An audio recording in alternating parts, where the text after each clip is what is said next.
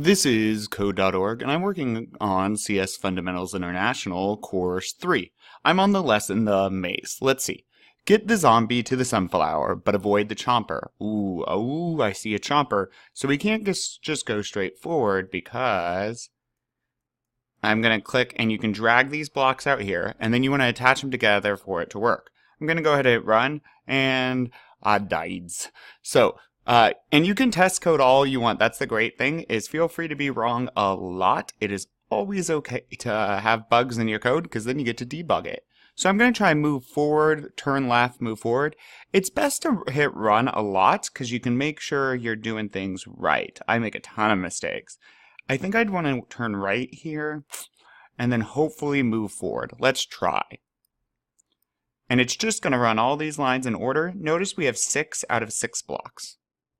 Oh, awesome. We got it. Well, let's keep going.